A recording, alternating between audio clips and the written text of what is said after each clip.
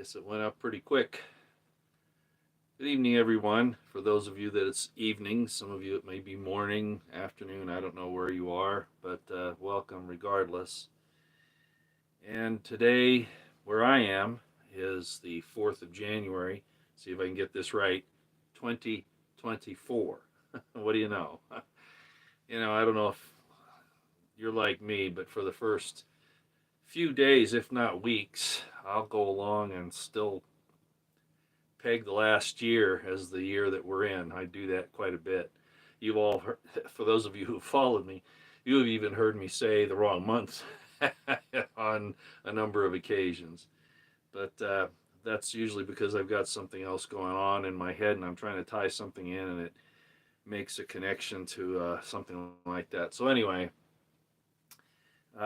I thought I should come on tonight and go over a few things. I see some really nasty things happening uh, to people that are just trying to get things fixed.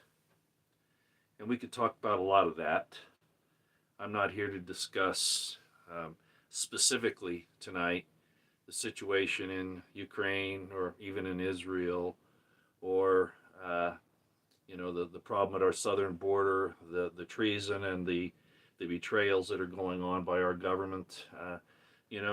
Josie, who is the redheaded libertarian on uh, on X, Twitter, she's quite the constitutional scholar, and I don't know if she has a law degree or not, but she's definitely up on what the Constitution's about. And I know, there's legal man at U.S. Law Review on X who will say, "Roy, don't talk about the Constitution. That's no good anymore. That's history." And I understand that, but still, the principles are right. And I think it's important to show that while these people in D.C. bring up the Constitution whenever it benefits them, they trash it when it doesn't. And so I still think that it's worthwhile for us to hold them to account on that regard. Thank you for letting me know I'm 5 by 5. I appreciate it very much. I don't think I'm going to lose my temper tonight. I don't think. But I did feel that I needed to cover a few important things. This is not going to be a spiritual discussion per se, but as I always do, I'll bring in some things that will more or less correlate to that as well. In other words, there'll be some corroboration between the things that are happening and our spiritual situation. Why have I called this particular video Fall for the Strawman? Well, I said this wasn't going to be a religious discussion, but this is going to piss off a lot of Christians, and it's going to make even some Jews upset. Uh, and because of that, because of the origins of those two religious institutions, systems, uh, Islam falls as well. But I'll kind of get to that eventually. All of you who have followed me for a long time understand, I think, my worldview and my take on history and how it's been manipulated by people in power and even by people just trying to make their own situation more efficacious, more advantageous to them, even if it's at the expense of others. That's the history of mankind. That's what we do, and it's unfortunate. We're not supposed to be there. Boy, that sure draws in a whole lot of things also. But I'll try not to get on those topics tonight. I heard a guy talking about lust on YouTube today. I don't watch those because I got some guilty feeling. It's more out of curiosity than anything else. And I am just amazed at how that has been twisted and how it is used to attack our not fallen nature, our the nature that God gave us. But that's just an example of this thing right here that I'm going to get to, but that's not going to be the subject matter tonight. Now, one thing I do need is a real quick sip of water. This is water, it's not vodka or tequila or anything like that. Okay. In the description box below is a link to Barnes and Noble. I figured that was the best thing to do, but you could probably find this thing on Amazon as well. But I wanted you to see it on the Barnes and Noble site. A video or two back, I mentioned a book by a Jewish scholar by the name of Yonatan Adler, Dr. Yonatan Adler. Yoatan, I guess it is, Yoatan Adler. And he has done an extensive work over a number of years, archaeologically, which would also bring in things like anthropology, sociology, things like that.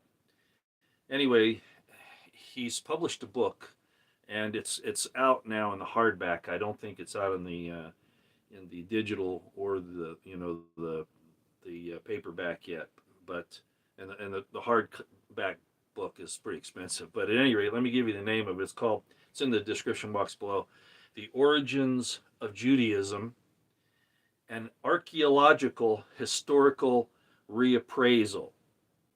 That's what it's called. Now, I'm going to be kind of falling back on that a little. This is an historical discussion, and to tell you how we have fallen for a straw man that was built for us. And if you don't know what a straw man is, basically it's this. You can look it up, but I think most of you know. If you want to take somebody down, you'll get them to go along with an argument that you can, or a position that you have constructed so that they will attack that, and thereby you can destroy their position, their argument. Okay? That's basically what it is, in so many words. And that's happened to the Western world despite all the good that has come out of, I'll just say it, out of Christianity. A lot of things have blinded us. I just talked about one just a few seconds ago that I saw today. But regardless, so the importance of Dr. Adler's book is that it looks at things not from a religious viewpoint, not from things that have been said by those who have ulterior motives, specific agendas, have a purpose that they're trying to grapple with, but from the archaeological evidence that's been studied. In other words, kind of like astronomy. You know, the stars are there. Some people say, no, it isn't. We're a flat Earth. That's all digital. That's all a simulation, whatever. The point is that while the archaeological situation can be interpreted incorrectly, I think what Dr. Adler has done here is extremely important. So important that I think that it is actually probably proven my book here, which is no longer in print. I've talked to you about it, so I'm not trying to make you buy this. It is on Digits, and you can go look at that. And I should have probably put it up as a link, but I think most of you know what it is. I'll see if I can remember to put it up later. But my book kind of touches on what Dr. Adler is getting to some extent, not exactly.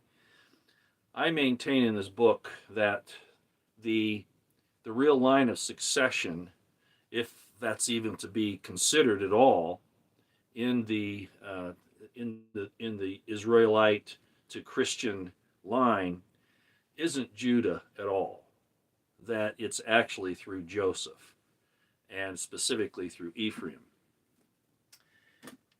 I hear Jews tearing their hair out already because there has been it even talks about it in the Old Testament. It talks about this feud between Judah and Ephraim, and that will be reconciled at some point in time. Yeah, under Shiloh, not under Judah. But that's what I mean about this straw man that we've been going through. And Dr. Adler's book, I have not read it yet, but I've seen enough of his explanations of what the book is about from the archaeological and historical point of view that I consider it to be extremely important. Now, it's going to be a scholarly written piece of work, so it's not going to be a page burner. It's going to take you some time. A lot like Dr. Eisenman's books, which, of course, I based a lot of my work on. Okay, a lot of you know about this and the subsequent books that he's written. You know that Dr. Eisenman, I consider him a hero.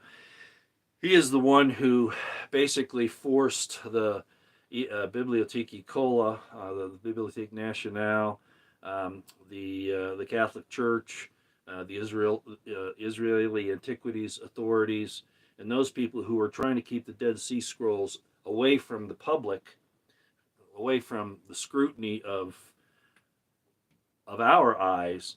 He's the one that forced the Dead Sea Scrolls out to where now you can see them. There are still problems with the translations. There always are. I just went over one with BP Earthwatch last night.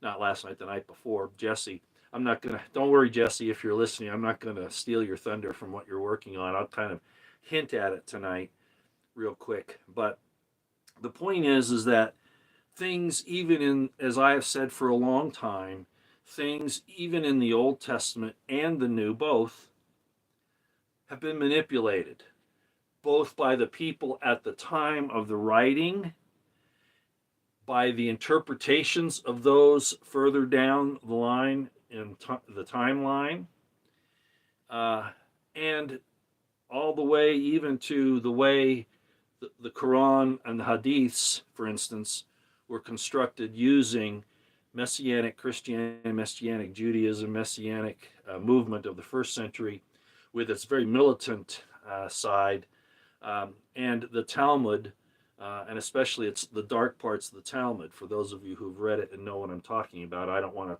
specifically say those tonight because it'll get people upset, but you can go to my, well, not just that, but just talking about those particular things, even though they're true, I'll be called an anti-Semite and have this video taken down. I think the message is too important for me to be that specific here tonight. Okay, so again, Dr. Adler's book is very important. I'm anxiously awaiting for it to come out, and basically, I can give you the information. He's going to talk about the struggle between the Judahites and the northern kingdom of Israel, and the fact that the basic religion of Judaism today, and even in the second century BCE and earlier BC, is not the religion of the original Israelites, and certainly not the religion of Abraham. Okay, which has been my point all along, and why I put out that video not too long ago about the corruption of all the Abrahamic religions. There are none that are exempt from this because they've all drunk from the polluted fountain, all of them. So anyway, I'll try to remember to put the link for this in the description box when we're done today, unless either Roosevelt or Jesse from BP Earthwatch or even Felicia Lockhart from Lockhart Perspective is here, and they can post it for me, which I would be appreciative of. Okay, let me get into the details here.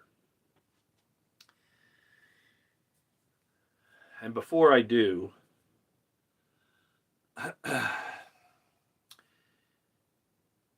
want everyone to understand that this little thing that the FBI did with the Catholic Church, getting in there and surveilling them and trying to infiltrate and to spy on them as if they're terrorists, the Catholics aren't the only ones that has happened to. I gave a little history of the Mormon Church some time ago. I didn't get into a lot of depth, but the Mormons did in the Western United States very similarly, not quite as violently, but very similarly to what the Zionists, the Jewish Zionists, are doing in Israel today. The Mormons left the Midwest and came to Salt Lake, and they started a thing called the State of Deseret. It was a political organization. It was theologically based. It was a theocracy, but it was a political organization. And it was pretty ruthless, frankly. I won't get into all the details, but their belief system was attacked because they were setting up a political system. It interfered with manifest destiny and some other things. So there's a lot to this, but the U.S. government took one aspect of their religion, which was plural marriage, and attacked that. And there were even some congressmen and some other people in the government who was saying, we need to send the U.S. Army out there and thunder into them, the meaning fire cannons and kill the people, men, women, and children, of those who are against the commandment against adultery, which they considered polygamy to be. It's not even by Old Testament and not even by New Testament standards, but that's regardless. Beside the point. The important thing is that the U.S. government did not like the fact that there was a theocracy, okay, being made in the middle of the United States, and they were willing to send military force to stop it. Interesting, because what we're seeing in Israel today is exactly the opposite. A theocracy, supposedly, it really isn't. It's a secular thing, but it's put out as Israel, as the chosen people of God, that kind of thing. And yet, we're not really doing a whole lot to stop it. Now, we could say, well, it's not in our area of responsibility, in that it's not in our country like the situation with the Mormons was, but I hope you understand the hypocrisy here, what the problem is. We don't go, even our nation, and I don't think many nations do, conduct themselves in a manner of righteousness based upon, what's right, what's the right thing to do. They do it on their own self-interest, no matter what it is. And so having that state of Israel over there benefits the United States government to some extent, even though Israel has done some horrible things to us. The Pollard situation, the spying, where they took secret documents. And I found out today, apparently it came out, I guess this was known before, but it was made crystal clear to me today, that apparently Netanyahu offered Clinton an offer he couldn't refuse, and that was that Netanyahu wouldn't release the tapes that would prove Clinton's misbehavior if he would let Pollard go. Now, Pollard was an Israeli spy. And of course, we know about the USS Liberty, and we know about a lot of other things, which I don't want to get into too much tonight. But this is actually blue. It's just showing up as black on here. It's actually a royal blue. So anyway, what's happening over there in Israel impacts us today. And it's really divided the American people, those who are paying attention. I think a lot of Americans really don't care one way or the other, but those who do care are taking sides. And I don't mean for the Palestinians or for the Israelis. I'm talking about Americans who want to speak their mind about what Israel really is. And those who say, no, don't do that, that's anti-Semitism. When we know, for instance, and I've talked about this both here and on my Twitter X account, even there are hundreds of thousands of Jews who do not go along with the concepts of Zionism. Okay, just so you know. And if you don't understand that, go to my Twitter X account, and you can go all through there. You'll see my posts. And I've asked you to do that before, even though you don't want to. That's one way to keep up.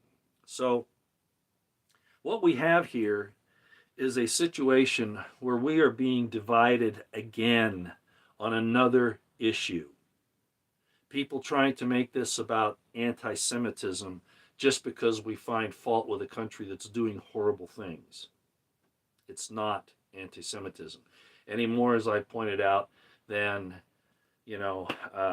if a Catholic did something wrong, pointing out that thing that the Catholic did isn't being anti-Catholic. It's about what that person's doing, and it can rise to the point of nation states as well. But getting back to this thing on infiltrating the Catholic Church, I'm kind of diverging here and bringing in a lot of points. The Catholics aren't the only ones that the FBI has infiltrated. They've actually infiltrated a lot. In my autobiography, which Zelf on X, Twitter, put up a portion of it there this last couple of days, which I appreciate. If some of you might not know what it is, it's this book here. Some people are going to go, oh my gosh, oh my gosh. But just so you know that this information is, sorry, I shouldn't be speaking too far away from that, is in there. The Mormon Church in particular is extremely infiltrated by and bows to the federal government.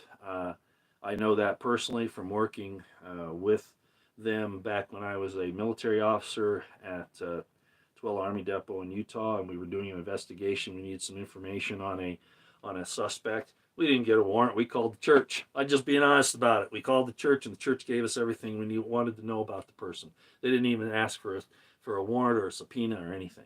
They just gave it to us, and that's how they are. So the Mormon Church is and a lot of churches are. A lot of evangelicals are the same way. We know this, okay? I'm just telling you all. I'm telling all of you. They're there to control you. You have FBI, retired FBI, sometimes active. You have retired Secret Service, retired CIA, retired marshals in the Mormon Church security apparatus. And they do some really nasty work, but the biggest thing they do is to protect their interests in keeping the church under their thumb. That's really what they do. People would think, well, they're there to protect the church, to protect it from, crazies that might want to hurt one of the general authorities, or something like that. Well, yeah, that's true too, but what they're really there for is the same reason why the FBI exists today in the United States. It's to protect the security deep state apparatus. Not you people, not the American people. They don't give a shit about you. They're protecting their own interests. So they've infiltrated, all right? And you have to be aware of that. And they've manipulated through the churches you, frankly, just like they did, as I talk about in my book, how the Roman Empire did it back in the first century. All right? It's the same thing. It's been going on for a long time. So, getting back on Dr. Adler, again, with all of that, this archaeological work is really amazing. Basically, as I mentioned in a video a few days ago when I put up his book there too, it's very evident archaeologically that the concept of what we would call Judaism didn't even exist until the time of the Babylonian captivity. And actually, it didn't even develop there. It actually didn't develop until about the Hasmonean period in about the 2nd to 3rd centuries BC. That's when most of the biblical books were written. Even the ones like Isaiah that have been around for a while were brought into that corpus. But a lot of the information, a lot of the way that it's interpreted, a lot of the way it was written down, was done in that time period, not before. Okay, and Dr. Adler shows that archaeologically. And one of the important things that he shows is that this polytheism that was understood. Remember, I said some videos back actually I've said it many times. The gods in the ancient times were attached to the ground. The gods had control over the ground. In the situation with Rachel, for instance, as I talked about quite a while ago, maybe a year or two ago, Rachel was accused of being, by Christians who don't understand the culture at the time, they accused Rachel of being an idol worshiper, because what did she do? When she left with her husband Jacob and the family, she took several of her father's little statue idols. And everybody said, oh, she did that to worship the idols. No. The idols were leases. They were titles. They proved ownership of the ground. So she was protecting her husband's heirship to the ground. Okay? So the gods were attached to the ground. The God of the Old Testament that you would know as if you want, there's all kinds of disagreements. Jesse's going to get into this. I don't want to steal his thunder. But all these different God names, El Elyon, El Shaddai, all of these different ones. Uh, there were also gods outside of those that were understood. And the ancient Israelites of the 10 tribes built altars to some of these, I'm going to say lesser gods, but they did that. Uh, and what happened was is that because of their recognition of these gods, which is in the Old Testament anyway, the concept of Elohim, for instance, the council of the gods in Psalm 82, as another example. Deuteronomy 32. Boy, that's caused a whole lot of problem, as Isaiah 53. But at any rate, they understood that. I'm not going to get into who they thought was superior and all that, but this was a point of contention that these early Israelites were not homogeneous in any way, shape, or form in their religious observances, as you're led to believe. They just were not. Judah got the upper hand because Israel, first of all, the northern 10 tribes were dismantled by the Assyrians. But more than that, it was because the Judean kings, the Judite kings, destroyed the places of worship in the north, totally wiped them out. It was a political war. It had nothing to do with protecting people from the evils of the idols. That's not what it was about. It was control. As I said, when David moved the Ark of the Covenant from Shiloh to Jerusalem, God didn't tell him to do that. That was his political move to consolidate his power. As a matter of fact, if you understand the history, it's kind of complicated. The whole idea of Mount Gerizim as opposed to Jerusalem, and Shechem, which was kind of in between Mount Gerizim and Shiloh. All this area here, there were even internal conflicts there. There were difficulties between the people. It wasn't a homogeneous religion by any means. That's what you've been taught, but it's not true.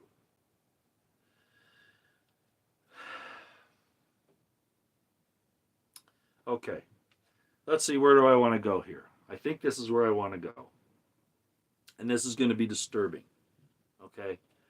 For those of you who followed me for a long time, you know that I've talked about Ezra and he was the one that redacted the Tanakh, primarily the Torah, but also the Tanakh at that time.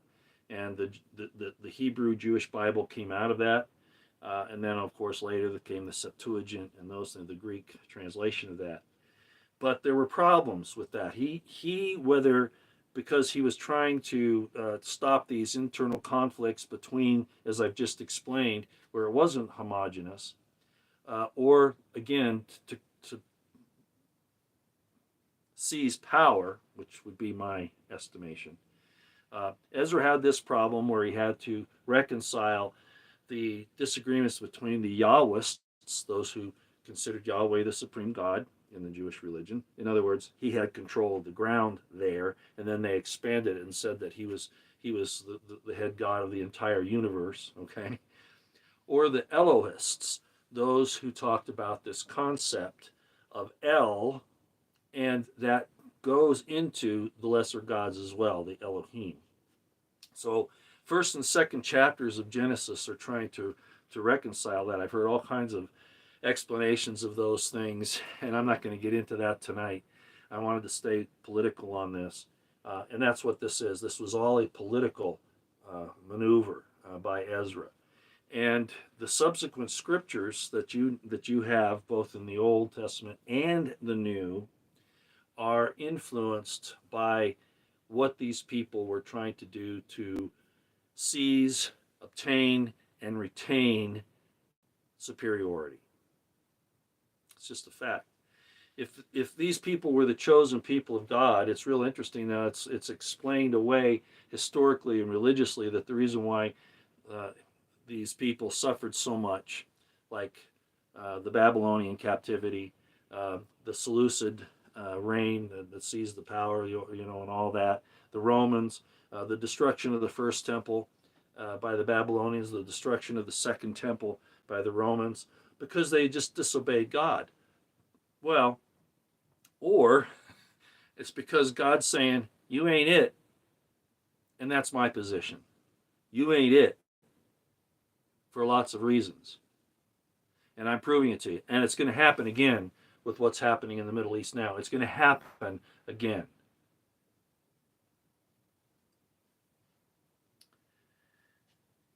So what's the straw man that was set up? Well, that's kind of the initial part of it. And historically, it gets more complicated than that, but I don't want this to turn into a doctoral dissertation. I'm going to let you read Dr. Adler's book. And I've talked about it quite a bit. You can see it in my religion series, and also my suppositions and my conclusions in that novel that I wrote. The Jews are correct that Jesus Christ, the one that you know as Jesus Christ in the New Testament, cannot be the Davidic Messiah, the Davidic king. He cannot be. They set up the story, they allowed it to go forward because they wanted the people that fell for it to be able to be defeated, because the Jews set up a straw man to be destroyed easily. I've talked about the genealogy in both Luke and Matthew and how they don't agree. And then the big thing is that Jesus is the son of David, and yet the New Testament says, and I'm just giving you a couple of examples here. The New Testament says that Joseph wasn't, at least the interpretation of it, that Joseph wasn't his true father. It was God himself, the Holy Spirit. Well, that means he's not the son of David, doesn't it? So why give the genealogy? Don't dismay, Christians. The concepts of loving your fellow man and loving God are still the same. It's all the intricacies that were woven into it, and also into the law of the Old Testament, what we know as the 613 commandments and all of that. It was woven in there to give the Jews supremacy. And I'm not coming at all Jews here either. There's some very good Jews, okay? Some that understand this and still hold on to the basic concepts. And I'm not going to find fault in that because there isn't any. There's a lot of good there. But to those who are willing to examine the history of it, like Dr. Adler's book, they're going to discover that even they have had the wool pulled over their eyes to some extent. So this Jesus Christ, as I pointed out several times, the name is Joshua. It's an Ephraimite name. Joseph is an Ephraimite name.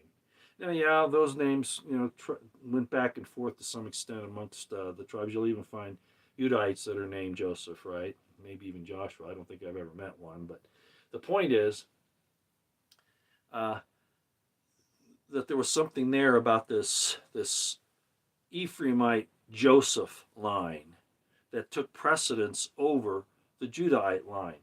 So the Judahite line had to squash that, and thus you had all of the destructions by, for instance, Hezekiah, and then subsequently Josiah, of the northern kingdoms and their places of worship. Mount Gerizim, for instance, which the Samaritan temple was destroyed. Okay, just as an example. Yeah, there was a Samaritan temple that rivaled the temple in Jerusalem. Yeah, there was. Yeah. And there was also one in Egypt, by the way, that was put up by an actual Judahite. Well, he was actually a priest, a Levite priest, or at least claimed to be. And I've talked about that in my book. The Jews built, these particular Jews, I'll just call them that, built another temple in On, Heliopolis, Egypt. It's historical. It's in Josephus. Okay, just as an example. And I've talked about that as well. So they had to put down any concept that would deny them racial, religious superiority, supremacy. So everything, including the development from Messianic, which was definitely Jewish in some regards, or Judahite in the first century, put down anything that might lend credence to the idea that Joseph, Ephraim, is the proper line for that salvation. Not even though Jesus is quoted in the New Testament as saying salvation comes from the Jews, when he's talking to the lady at the well, but he admits he's a Samaritan prophet. You know, and he gets accused as being a Samaritan by the Jews, as I've talked about before, and doesn't deny it. These little things slip through because just like any other subterfuge, you can't tell a lie without making mistakes, no matter how hard you try. Plus, you'll tell a truth or two to allow the falsehood to slip through. So, in other words, what I'm saying is you've been convinced that Jesus was a Jew, not by nationality, which would have been the case, but by genealogy, which is not the case. He was not from David. And the Jews know that he wasn't. So they can say, no, he can't be the Messiah because, first of all, the Messiah succeeds and destroys all his enemies. That didn't happen to Jesus. Yeah, that's right. So why the Jesus thing? Because when you get wrapped into that concept, you have blinders put on. And right now, too many Christians think that the Jews are the ones who they're supposed to prop up and even die for if necessary. And they're using that over here to manipulate the Christian world. And they've been doing it for a long time. A lot of Christians are starting to wake up, but they really don't understand. Again, it's not the concepts of Jesus Christ, because basically it just means the king who saves. It's really all it means. But that also applied to King David. It applied to Joshua of old. It applied to a lot of the prophets. But the name is Ephraimite in origin, not Judahite. So they set up this straw man. They knew. You can see it even in the Dead Sea Scrolls, and I talked to some people privately about this the other day. Some of the Dead Sea Scrolls are written in Samaritan script. Did you know that? Samaritan Hebrew. I even discussed that with Jesse to some extent the other night. Why is that? Well, because they were struggling too. They wanted to have the Judahite right to rule. You know, the Messiah is going to come and put all the enemies down and all of that. The Maccabees, a lot of these first century Messianics who became what we know as Christianity today, had a lot of respect for the Maccabees because the Maccabees started this whole new thing. But the Maccabees were not priests. They had no right to be called priests, even though they did, and certainly not kings. So you have the New Testament, and there are all these errors in it, and the Jews will tell you about it. If you know, I'm not going to sit here and go through the list. There's a lot, and I've talked about those before. But why are they there? Is it just because people make mistakes? No, you were being set up with a straw man that the Jews, at their time and place of choosing, and I don't mean just regular Jews, I'm talking about these people that want power, which I'm going to talk about a little bit more here in a minute, will then be able to dismantle your belief in this straw man because they're the ones that orchestrated it. I've talked about Philo of Egypt, Philo of Alexandria. He is partially responsible for this. Josephus was trying to come after the Messianic, what you would know as Christians in the first century. And there were others, of course, Vespasian, okay, the Emperor Vespasian, etc., etc. So this argument about Jesus being a Jew is a straw man that they can dismantle when they choose.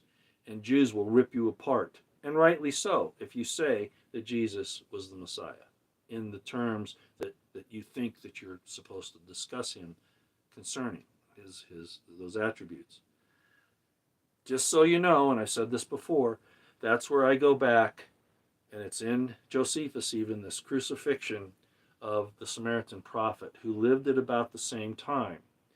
And we don't know his name, but it was probably Joseph. Okay, he was considered the Moses prophet, the prophet that would be likened to Moses. Jesus exemplifies him at the well, at Jacob's well, when he's talking to the Samaritan woman. He exemplifies it again when he talks about the Samaritan that's beaten on the trail, or the man's beaten on the trail, and the Samaritan helps him, the Good Samaritan. And then again, when the Jewish leadership accuses him of being a Samaritan, there are all these hints there. Okay, again, lies. When you tell them you can't always get everything just right, and sometimes it helps you to do this to set up a straw man. So Christianity, and I really hate to say this, but it's so obvious to me.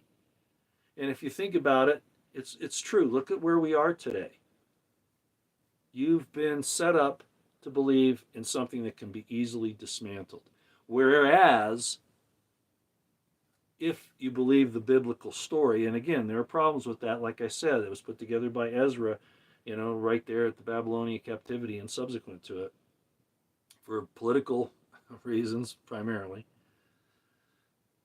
The fact of the matter is that, as I've explained, if the information in the Old Testament is true,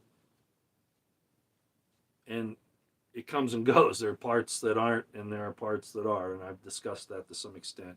Again, the purpose of this isn't to get into all those details, but one is that the scepter would not depart from Judah, nor a lawgiver between his feet, until Shiloh comes. Okay, which is the line of Joseph, and the Ephraimite line, which was there at Mount Gerizim and Shiloh. The Mushite priests kept the Ark of the Covenant in Shiloh, and then the Philistines came in and killed them and took the Ark, and then David went and got the Ark, and then he says, no, it's supposed to be in Jerusalem. See, it was real. That's the story, and I think that part's probably true. Okay, so we've had a straw man put up that our adversaries who want to control us, who want to rule over us, and they say so in their writings. Read between the lines. Okay, Talmud, for instance. They've set up a straw man that they can control us and get us to do what they want. How many evangelicals, how many Christians, period, believe that this state over there that's committing genocide right now is God's people? Would God's people do this? Oh yeah, they did it to the Canaanites. They did it to the Amalekites. Did they really? And if they did, then why? And if they did righteously, then, if they did, which I have questions about, do those circumstances apply to the situation in Israel today? And I maintain they do not. And further, as I've said, some of this can get me thrown off YouTube, okay? But like I said, my time is short anyway. There was a situation that came out today, which is one of the reasons why I decided to do this tonight. There's a Christian lady on X Twitter who goes, her name out there is Morgan Ariel, and I think that's probably her real name, I don't know, but on X Twitter there, it's Morgan Ariel. And she got attacked by TPUSA, the Charlie Kirk people, for pointing out that there are problems with Zionism, because they want to go along with Zionism. Anti-Zionism is anti-Semitism. I don't know if they're paid to do that or if they've fallen for the straw man. They're just stupid, ignorant. I don't know. But she got attacked and thrown off as a, I guess, as a contributor to TPUSA. And it was really bad. And she got attacked by people who had no idea what they were talking about. And that included people that I don't know, but also included people that I do know. I won't mention their names. I was going to, but why go down that road? And I had to respond. And I said, you guys don't know what you're doing. You've either been bought off or you're just plain stupid, ignorant. You've fallen for the straw man, and you're going down this road where you're supporting mass murder on a scale that we haven't seen. Well, I mean, we've seen it in Rwanda. We've seen it in other places around the world. Certainly we have. But this, we go along with it knowingly because, well, it's the chosen people. God's chosen people. Now, there are strategic interests why the United States would want to support that aircraft carrier there in the Middle East, but I'm not talking about that. I'm talking about this wholesale offering of our souls to people who claim to be God's chosen when they themselves disobey the very Torah that they say puts them in the right to that land. And the Torah Jews, as I've said on Twitter, at Torah Jews and at Torah Judaism, those Jews, and there are thousands of them, will explain what I'm talking about. They don't believe in the Zionist state of Israel as being the land chosen by God and a place for the gathering of the Jews, at least not yet. They look forward to a time when things are fixed, but they definitely say now's not the time, and that's kind of another issue. But this Morgan Ariel got attacked and thrown off of TPSU because TPUSA because she was speaking truth. And I came to her defense. Not that anybody's going to listen to me, but they ought to listen. And I gave these people, again, I won't mention their names. You can go on Twitter X and see who I tagged on these things. And they were, I mean, it wasn't an exhaustive list. I could have sent it to a whole bunch more. But they really don't know what they're talking about. And the bad thing is they don't realize that what is really happening in Israel, what those people are really about, isn't just starting a war with Iran to get rid of that little thorn in the side of Israel. It's not just to get the Palestinians thrown off the land in the state of Israel. It's not just to fight Lebanon or anything else. And this is the part that they don't understand. And I told them today. The Jewish rabbis and the Zionists, sometimes they're the same, sometimes they're not. Those who are not tied into Zionism usually don't take it this far in the Talmud or in the Torah. But these people that are doing this over there, the end game is the destruction of white Christians in Europe and the Americas. Everything, the people say, I heard Alex Jones say, I'm talking to Stu Peters, now I have some problems with Stu Peters. But Alex says, no, you can't blame everything on the Jews. No, it's stated succinctly and expansively, both definitively in their interpretation of the Torah, of killing everybody and being the people that will rule the world, the Messiah without metaphor. But it's specifically spelled out in the Talmud and in some very nasty ways. Now, if I get thrown off for saying this, it's not from being anti-Semitic. It's from explaining the historical aspects of this.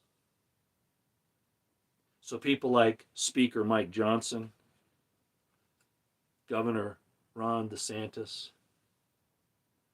Representative Lauren Boebert, Senator Mike Lee,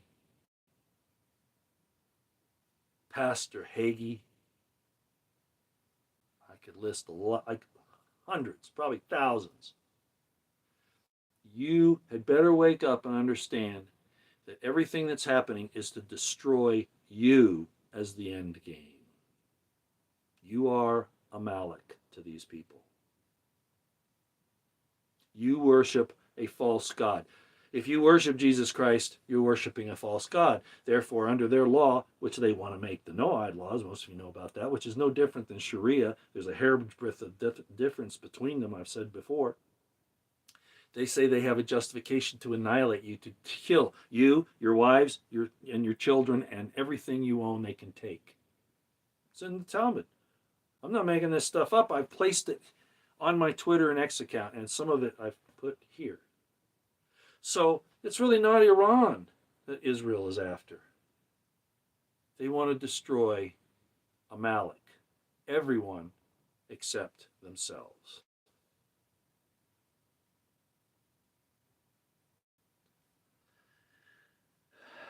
So all I'll say tonight, you don't have to give up the concepts of Jesus Christ in loving your fellow man and loving God.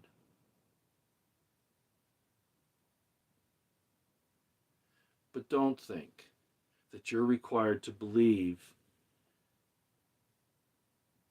because the Jews will tell you that it's not true anyway, that he couldn't have been the Jewish Messiah, but they promulgated this, as I pointed out before, Philo of Alexandria and all these other people. They did it because they set up this straw man that they could easily dismantle at the time of their choosing. This is psychological warfare.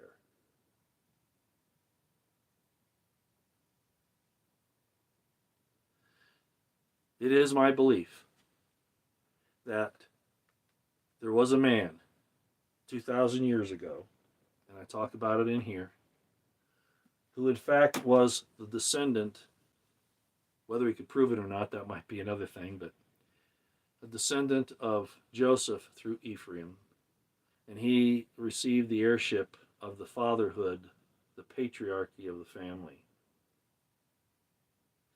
And he did something very special for his family. And he was crucified by Pilate.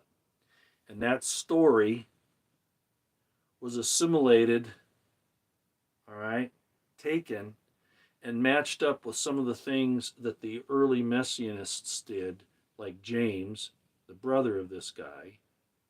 You might say, well, how's that? Read my book. And an amalgamation, a synthesis took place that could cause people, number one, not to fight Rome. And they were pretty successful at that. And number two, they could get them, in their minds, to worship a false god so that they could justify killing them later, annihilating them later. And that information, sorry, Islam, you took it over. I see Pam Geller on there always criticizing what the Muslims do. And I told her, I'm surprised she hasn't blocked me. Maybe she's muted me, but Pam Geller's a Jewish lady. She's the one that they tried to murder down in Garland, Texas back about 12 years ago, 10, 12 years ago. The FBI was assisting the Islamic extremists to get up there and kill her and Geert Wilders.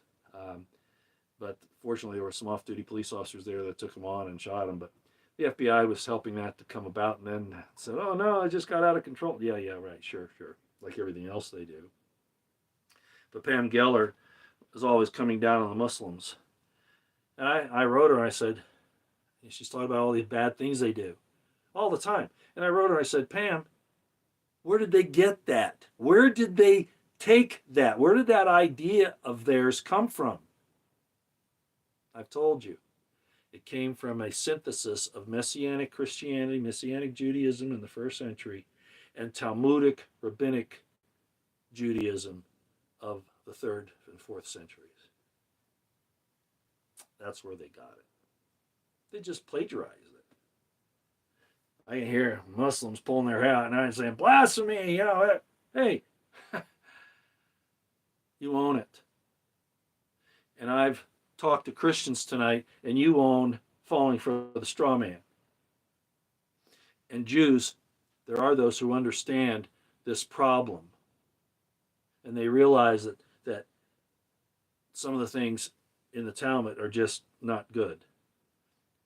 And there are people like Dr. Adler, a Jew himself, who is now saying that the archaeological evidence does not prove that Judaism as it exists today, it did not exist prior to the Maccabean Hasmonean time.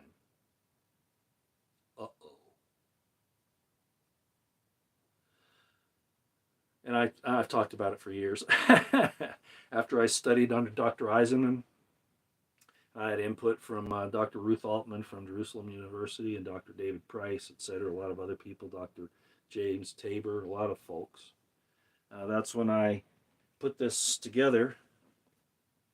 And it's not exactly, I had to write it the way I did to try to at least get some of the ideas across. Kind of like what I've done on YouTube here by bringing everyone along a little bit at a time, talking about these different things. So that you could test it out. You could look it up for yourself. You could study it yourself. I'm not up here preaching hellfire and damnation and expecting you to, believe everything I say. But what I do want you to do is to understand that there are problems that you have in front of you, and you've really got to reconcile them.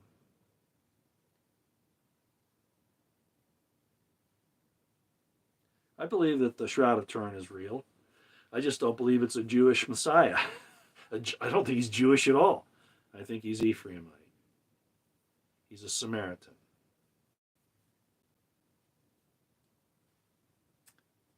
Okay. I was going to talk a little bit again about what I brought up some time ago, but I don't think I will tonight, on the situation with the Egyptian that I showed you, where the information on Joseph is in the Egyptian. He did exist, apparently, at least in that regard, with Trey Smith's presentation of the I Am and Imhotep. Imhotep most likely being Joseph, and the Egyptian pretty much verifies that. He would be the fruitful bough that speaks for the I Am. He would be the branch, the twig, the fruitful bough, as he was blessed in Jacob's blessing to him. That comes out in the name Imhotep, so it was probably him. And it's interesting that the Jewish concept of the Jewish Messiah brought out the root, stem, and branch of Jesse. Interesting language that was stolen from the blessing to Joseph. Another indication that there's something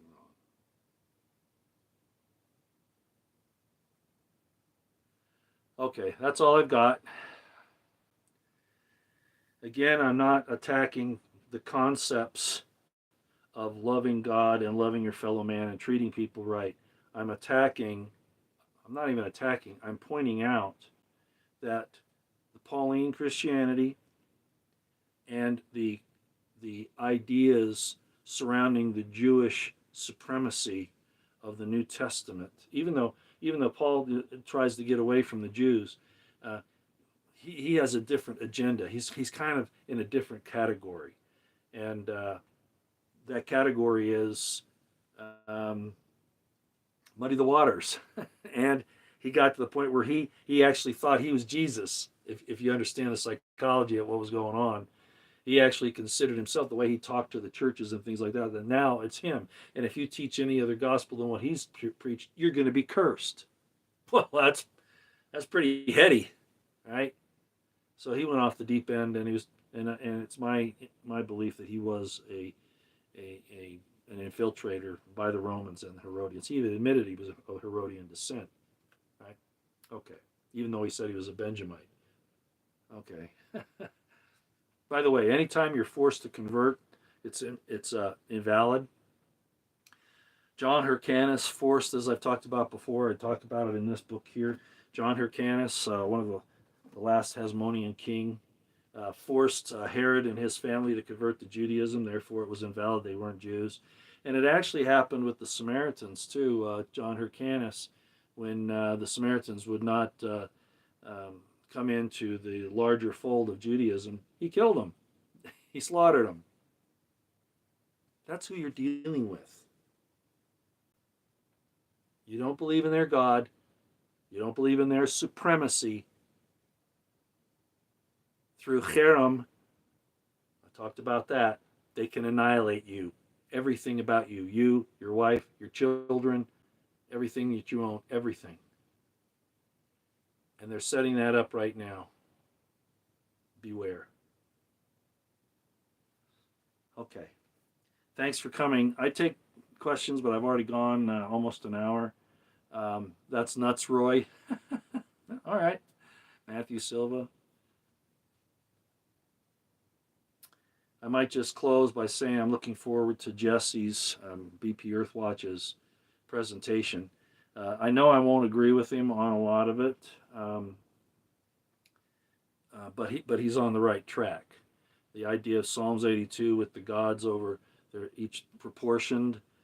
to their area on the earth. Each nation was given to one of the gods to rule over, and Yahweh received his portion, which is in Deuteronomy 32 and indications in other places. He wasn't the only one. Michael Heiser, and in some ways I think he's right, brings out that Yahweh would have been the really the unique one out of all of them. But it'll be interesting to see what Jesse comes up with. Okay.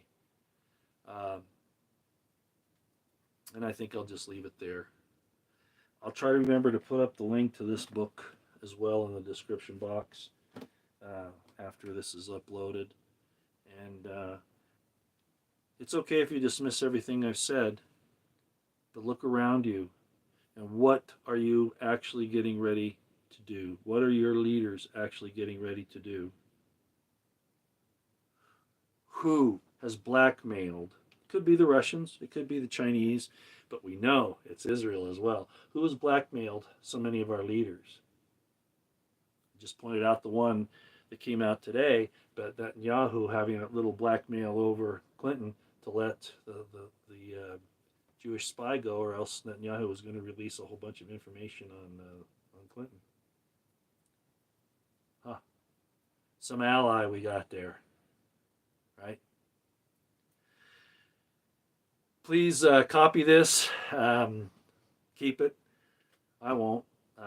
If they take it down, it's gone. If they take my channel down, it's gone. But I think in the last little while, I've pretty much spelled everything out as far as it needs to go.